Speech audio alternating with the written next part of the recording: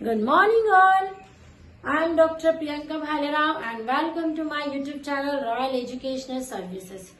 जैसे कि अभी मैं रिसर्च मैथोडोलॉजी पर बात कर रही हूँ, मेरे प्रीवियस लेक्चर्स में मैंने आपको रिसर्च पेपर कैसे लिखा जाता है ये बताया है। रिसर्च मैथोडोलॉजी किसे कहते हैं, रिसर्च मैथोडोलॉजी के टाइप्स पे भी हमने डिस्कस किया था। आज हम पढ़ेंगे रिसर्च रिपोर्ट के बारे में कि रिसर्च रिपोर्ट क्या होती है। रिसर्च रिपोर्ट का मतलब होता है डिस्क्राइब या डिस्क्रिप्शन। डिस्क्राइब, डिस्क्रिप्शन, किसी भी चीज का कंप्लीट डिस्क्रिप्शन देना रिसर्च रिपोर्ट का काम है। मतलब किसी भी चीज की पूरी जानकारी देना रिसर्च रिपोर्ट करती है। ये एक रिटन डॉक्यूमेंट है to communicate the research finding. It is written documents to communicate research findings। ठीक है, ये एक रिटर्न डॉक्यूमेंट होता है कि आपकी रिसर्च जो है वो क्यों है, उसका यूज क्या है, ठीक है, और आपने रिसर्च क्यों करी है, उस सब का रिटर्न डॉक्यूमेंट जो रहता है वो रिसर्च रिपोर्ट कहलाती है। It is a return document that communicate research findings. ठीक है, ये रिसर्च प्रपोजल का सबसे लास्ट स्टेज होती है। It is last stage of research proposal, है ना। रिसर्च प्रपोजल की सबसे आखिरी स्टेज जो होती है वो रिसर्च रिपोर्ट होती है ना। अब जैसे कि एक जनरल वे में एग्जांपल ले लें कि सपोज आप लैब में जाते हैं, वहां आपने अपना ब्लड सैंपल दिया है और लैब टेक्नीशियन ने आपका सैंपल लिया और उसको आगे प्रोसेस में लगा दिया। प्रोसेस में जब रिपोर्ट आई है, आप थायराइड चेक करवाने गए थे, आपको थायराइड उसमें उस रिपोर्ट में बताया कि इसमें थायराइड है। ठीक है, अब आप वो रिपोर्ट लेके आपके डॉक्टर के पास गए, डॉक्टर ने उस रिपोर्ट पर देख के आपको प्रिस्क्रिप्शन दिया है। ठीक है, अब क्या हो गया, ये लैब टेक्नीशियन से लेके डॉक्टर तक का जो पूरा प्रोसेस था, मींस क्या हो गया, लैब टेक्नीशियन का जो कम्युनिकेशन है डॉक्टर से वो किसके थ्रू हो रहा है, वो रिपोर्ट के थ्रू हो रहा है ना। लैब टेक्नीशियन ने आपकी ब्लड सैंपल लिया, उसका पूरा डिस्क्रिप्शन दिया कि हाँ ये दिक्कत है, फिर आप वो लेके डॉक्टर के पास जाते हैं, डॉक्टर ने आपको उसके अनुसार मेडिसिन दिया। ठीक है, तो लैब टेक्नीशियन का डॉक्टर से जो कम्युनिकेट करने का तरीका था वो एक रिटर्न डॉक्यूमेंट के थ्रू हुआ है, और वो रिटर्न डॉक्यूमेंट क्या होता है, वो होती है रिपोर्ट। मतलब सिंपल आप रिपोर्ट को यदि डिफाइन करते हैं तो आपको बोलना है it is a return document that communicate research findings. ठीक है, अब ये आपको मैंने रिसर्च रिपोर्ट के बारे में बता दिया। अब इसके कैरेक्टरिस्टिक्स क्या है, कैरेक्टरिस्टिक्स ऑफ गुड रिपोर्ट, है ना। तो सबसे पहला इसका कैरेक्टरिस्टिक होगा अट्रैक्टिवनेस। अट्रैक्टिवनेस, अब अट्रैक्टिवनेस शब्द से ही समझ में आ रहा हो कि जो चीज अट्रैक्टिव हो। ठीक है, आपने रिपोर्ट बनाई, यदि वो अच्छी ही नहीं है तो लोग उसको क्यों पढ़ेगा कोई व्यक्ति। ठीक है, रिपोर्ट अच्छी होने का मतलब क्या होता है कि उसका पेज साइज सही हो, उसके फॉन्ट कलेक्शन सही होना चाहिए, कलर कॉम्बिनेशन भी सही होना चाहिए, प्रिंट भी सही तरीके से होना चाहिए। यदि रिपोर्ट अच्छी प्रिंट ही नहीं है, पढ़ते ही नहीं बन रहा, धुंधला दिख रहा है, तो व्यक्ति क्यों उसको देखेगा। उसके फॉन्ट यदि क्लियर नहीं है तो क्यों उसको पढ़ेगा।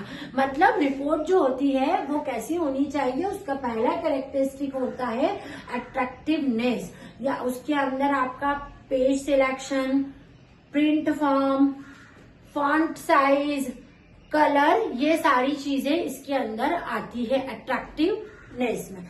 अब इसका दूसरा कैरेक्टरिस्टिक है बैलेंस्ड लैंग्वेज। ठीक है, बैलेंस्ड लैंग्वेज। अब बैलेंस लैंग्वेज का मतलब ये होता है, रिपोर्ट आपने बना दी, उसमें बहुत कठिन कठिन शब्दों का यूज कर दिया, मतलब रिपोर्ट पढ़ने से पहले व्यक्ति डिक्शनरी को पढ़ने जाएगा, है ना। तो रिपोर्ट में लैंग्वेज जो होती है वो बैलेंस यूज होनी चाहिए, मतलब ना वो ऐसी टफ होनी चाहिए और बहुत ही इजीली लोगों को समझ जाए वैसी होनी चाहिए। शब्दों का जो चयन है, यदि आप टेक्निकल वर्ड यूज कर रहे हैं तो वो भी ऐसे सिंपल शब्दों का यूज करिए कि वो समझ में अच्छे से आ जाए। यदि आप बहुत मतलब आपको लैंग्वेज जो है वो बैलेंस बना के चलनी है वहां पर, ठीक है। मतलब पहली रिपोर्ट आपकी अट्रैक्टिव होनी चाहिए, दूसरी आपकी लैंग्वेज जो होती है वो बैलेंस होनी चाहिए। तीसरा कैरेक्टरिस्टिक है इसका accuracy of data. Accuracy of data, accuracy of data का मीनिंग होता है कि जो भी आप इंफॉर्मेशन या फैक्ट्स उसमें यूज कर रहे हैं वो एक्यूरेट होने चाहिए, वो सही होने चाहिए, ठीक है। एक्यूरेसी ऑफ डेटा जो है वो बहुत ही इंपॉर्टेंट है आपकी रिसर्च रिपोर्ट के लिए। फिर दूसरा है no repetition of facts. No repetition of facts मतलब यदि आप बार बार एक ही चीज को रिपोर्ट में समझाओगे तो वो बड़ी बोरिंग और इरिटेटिंग लगती है, ठीक है। मतलब उसमें चीजों के रिपीटेशन को अवॉइड करनी चाहिए, बार बार एक ही चीज आपको नहीं उसमें दिखानी चाहिए, ठीक है। मतलब रिपीटेशन ऑफ फैक्ट्स जो है वो जितना कम होता है उतनी ही अच्छी हमारी रिपोर्ट मानी गई है, ठीक है। अब इसका जो फिफ्थ है वो है description of difficulties. Description of research report बनाने में आपको क्या क्या दिक्कतें आई हैं, क्या प्रॉब्लम्स आई हैं, उसका भी उसमें डिस्क्रिप्शन होना चाहिए कि जब मैंने ये रिसर्च करी, ये रिपोर्ट बनाई तो मुझे हाँ ये प्रॉब्लम्स आई हैं। और इस डिफिकल्टी के साथ आप इसमें जो है ड्रॉबैक्स भी बता सकते हैं आपके। मतलब आप जो भी आप रिसर्च करते हैं उसका कोई ना कोई तो उसकी लिमिटेशन और ड्रॉबैक्स तो होती है ना, तो वो भी आपको इसमें अच्छे से शो करनी है। तो ये आपकी एक रिसर्च रिपोर्ट का जो था वो कैरेक्टरिस्टिक है। इसका पहला कैरेक्टरिस्टिक है अट्रैक्टिवनेस, यानी वो अट्रैक्टिव होनी चाहिए। शब्दों का चयन, कलर, पेज, प्रिंटिंग सभी बहुत अच्छी होनी चाहिए।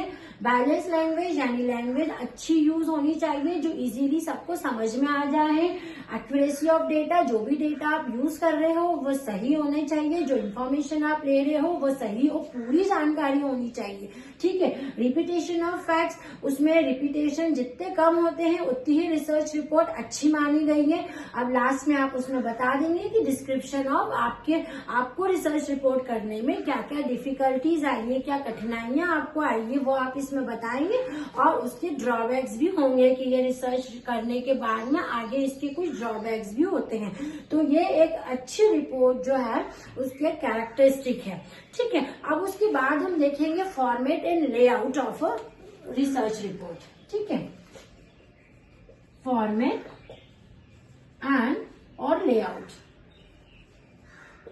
ऑफ रिसर्च रिपोर्ट, ठीक है। अब रिपोर्ट का फॉर्मेट कैसा होता है, उसका बेसिक लेआउट कैसा होता है, तो सबसे पहले उसमें इंट्रोडक्शन पेजेस होते हैं, देन मेन टेक्स्ट होता है और एंड मैटर रहता है। तो इसके 3 पॉइंट है। पहले है इंट्रोडक्टरी पेजेस, ठीक है, और दूसरा है इसका मेन टेक्स्ट, और थर्ड है इसमें एंड मैटर।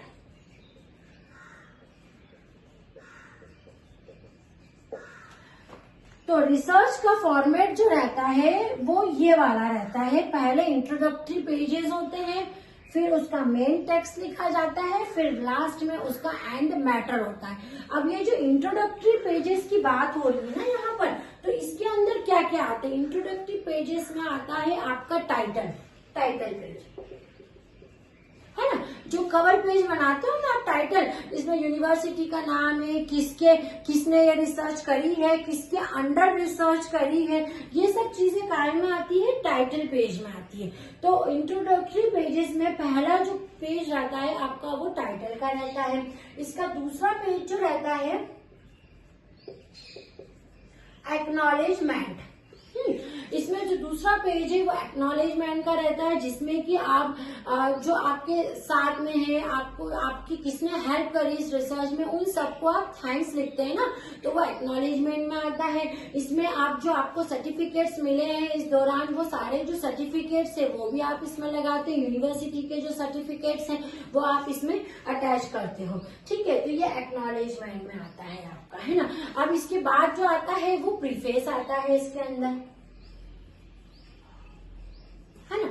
प्रीफेस का मतलब होता है एक रिटर्न इंट्रोडक्शन कि आपने ये रिपोर्ट क्यों बनाई है और इसके यूजेस क्या हैं, ठीक है। और उसका एक शॉर्ट जो इंट्रोडक्शन होता है वो प्रीफेस के अंदर लिखा जाता है। मतलब टाइटल पेज जिसमें कि आप किसके द्वारा रिसर्च कर रहे हैं, किस और कौन रिसर्च कर रहा है, यूनिवर्सिटी का नाम, ये सब टाइटल में आता है। एक्नॉलेजमेंट में आप जो थैंक्स देते हैं ना दूसरों को आपके रिसर्च में जिन्होंने हेल्प करी, वो सारा एक्नॉलेज में आएगा। सर्टिफिकेट जितने आपकी यूनिवर्सिटी के वो एक्नॉलेजमेंट में आपके अटैच हो जाते हैं। और फिर प्रीफेस में जो आता है वो आपका रिटर्न एक शॉर्ट इंट्रोडक्शन रहता है कि आपने ये रिपोर्ट बनाई है, क्यों बनाई है, रिपोर्ट क्या बोल रही है, ये सारा प्रीफेस में आता है। और इसी के अंदर आता है आपका टेबल ऑफ कंटेंट। जो चैप्टराइजेशन रहते हैं ना, जो टेबल ऑफ कंटेंट रहता है कि ये मेरा फर्स्ट चैप्टर है, उसमें पेज नंबर लिखा रहता है, ये सब आता है टेबल ऑफ कंटेंट में। इसमें पेजेस जो है वो नंबर वाइज कि हाँ ये कंटेंट इस पेज पे मिलेगा, ये इस पेज पे मिलेगा, वो सब चीजें इसके अंदर आती है। इसमें लिस्ट ऑफ टेबल्स आते हैं, जो लिस्ट ऑफ फिगर्स आपकी थीसिस में रहती है, वो सारी चीजें आप टेबल ऑफ कंटेंट में यूज करते हैं। मतलब क्या क्या आता है इसमें, पेजेस वाइज आपके आते हैं। इसमें आपकी होती है लिस्ट ऑफ टेबल्स, इसमें आता है लिस्ट ऑफ फिगर्स, ठीक है। तो ये सारी चीजें किसमें आती है, आपकी टेबल ऑफ कंटेंट में आता है, ठीक है। तो ये आपका इंट्रोडक्टरी पेज हो गया है जिसमें टाइटल, एक्नॉलेजमेंट, प्रीफेस और टेबल ऑफ कंटेंट रहता है। अब अपन बात करते हैं इस मेन टेक्स्ट की। इस मेन टेक्स्ट में क्या आता है, ठीक है। जब हम मेन टेक्स्ट की बात करते हैं तो मेन टेक्स्ट में सबसे पहले आता है इंट्रोडक्शन, ठीक है। इंट्रोडक्शन पार्ट आता है इसमें। इंट्रोडक्शन में क्या होता है, आप हिस्ट्री, बैकग्राउंड इनकी बात करते हैं। इसके अंदर किस किस की बात करते हैं, पहले आप उसकी हिस्ट्री समझाओगे, है ना। हिस्ट्री के बाद में आप क्या करोगे, आपकी रिसर्च मैथोडोलॉजी आपने कौन सी यूज करी है, ठीक है, क्या करोगे, रिसर्च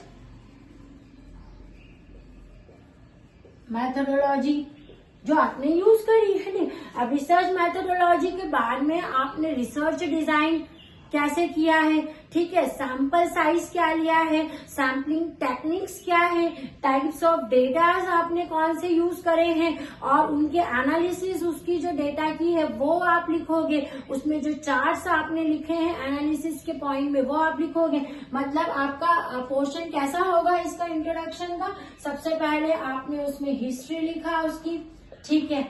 फिर उसके बाद आपने उसका लिखा है रिसर्च मैथोडोलॉजी, ठीक है। अब रिसर्च मैथोडोलॉजी के बाद में आपने लिखा है रिसर्च डिजाइन,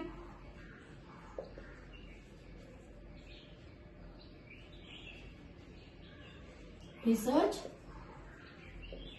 डिजाइन। फिर उसके बाद में आएगा आपका sample size, sample size, sampling technique,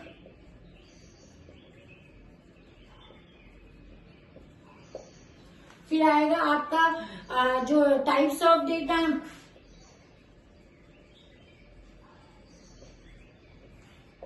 types of data के बाद analysis of data and charts, analysis part आएगा मतलब, ठीक है।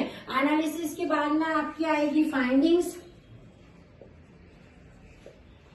फाइंडिंग्स के बाद में आपके रहेंगे कंक्लूजन,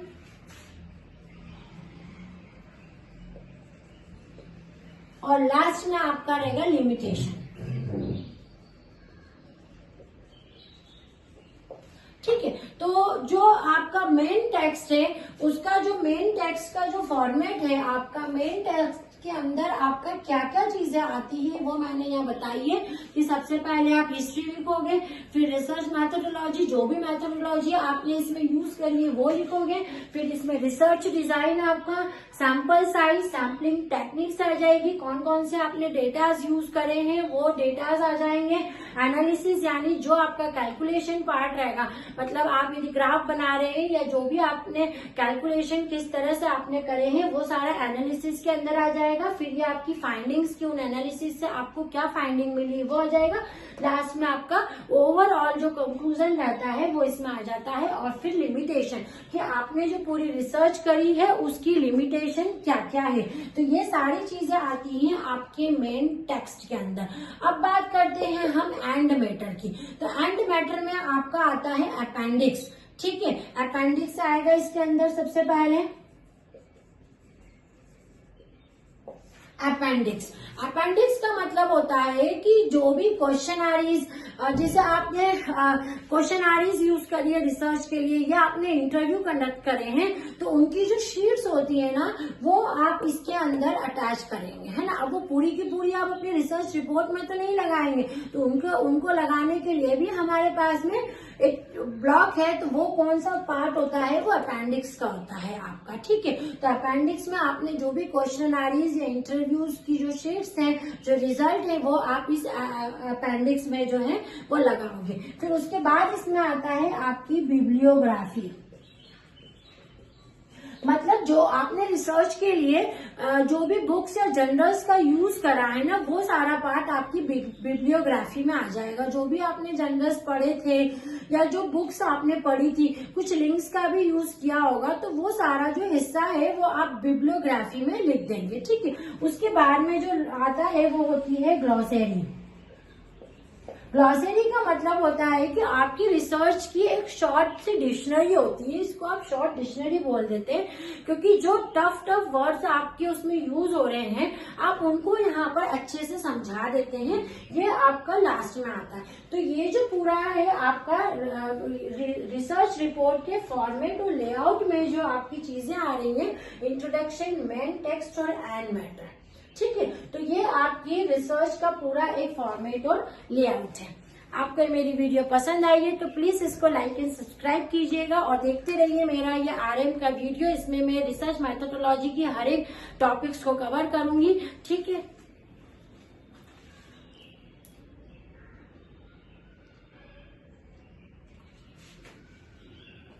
थैंक यू।